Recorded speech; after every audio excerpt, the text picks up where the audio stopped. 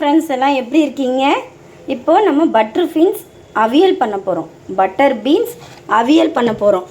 தொண்டை கட்டிருக்கு, அதான் கொஞ்சம் ஒரு மாதிரி இருக்குது. இதை வேக வச்சு சுண்டலாகவும் சாப்பிட்லாம். இப்போ நம்ம அவியலும் பண்ணுறேன். கிட்னிக்கு ரொம்ப நல்லது. இந்த கிட்னியில் கல் இருக்குது, யூரின் பாஸ் பண்ண முடியலன்னு சொல்கிறவங்கலாம் இதை வேக வச்சு கொஞ்சமாக உப்பு போட்டு வேக வச்சு இந்த தண்ணியும் குடித்து இதையும் சாப்பிட்டு வர கிட்னி கல் அப்படியே க்யூர் ஆகிடும். சமைச்சு பாருங்கள். இது எப்படி செய்யறதுன்னு இப்போ நான் சொல்கிறேன்.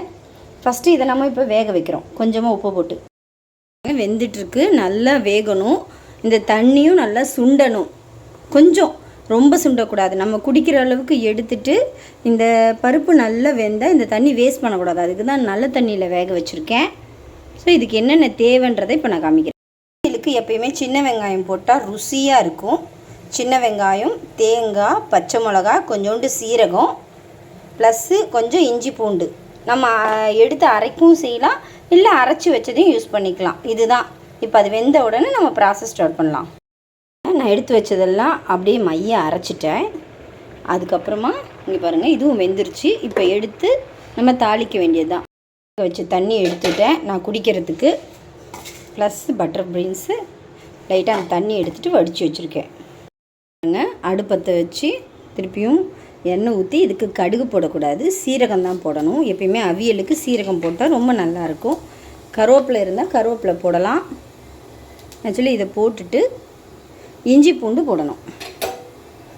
கொஞ்சம் பொரிச்ச உடனே இதை பாருங்கள், இந்த இஞ்சி பூண்டு போட்டு கொஞ்சம் தூரமாக போயிடணும். கொஞ்சம் வதக்கிட்டு சொல்கிறேன் பாருங்கள். நல்லா வதக்கிட்டு இஞ்சி பூண்டு போட்டு அரைச்சி வச்சதை இதில் ஊற்றிடணும். வச்சுட்டு அடுப்பை கம்மி பண்ணிடணும். இது கொஞ்சம் நேரம் தேங்காய் போடுறதுனால ரொம்ப நேரம் இருக்கக்கூடாது.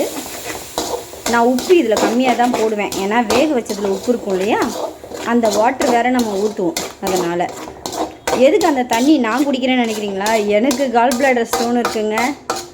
எனக்கு மருத்துவ ரீதியாக எனக்கு சொன்னாங்க. நான் சாப்பிட்டு பார்த்து தான் உங்களுக்கு சொல்கிறேன். இல்லைன்னா நான் சொல்ல மாட்டேன். எனக்கு க்யூர் ஆச்சு, அதனால் உங்களுக்கு நான் சொல்கிறேன்.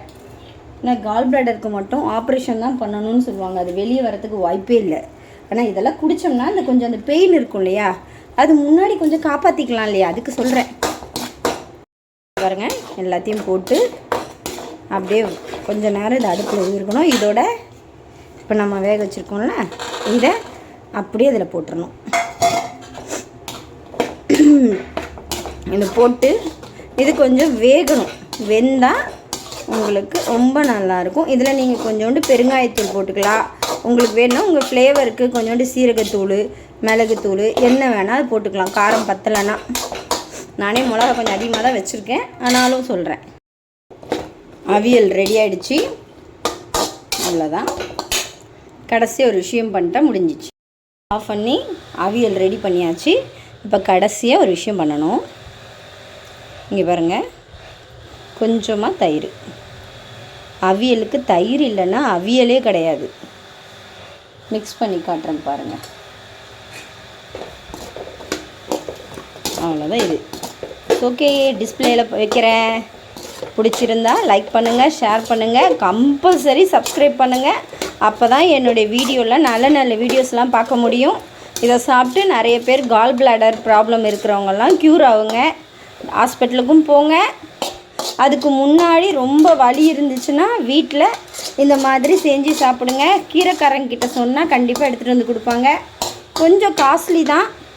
நம்ம மருந்து மாத்திரை சாப்பிட்றத விட இந்த மாதிரி ஒரு விஷயம் சாப்பிட்றது ரொம்ப நல்லது. தேங்க்யூ.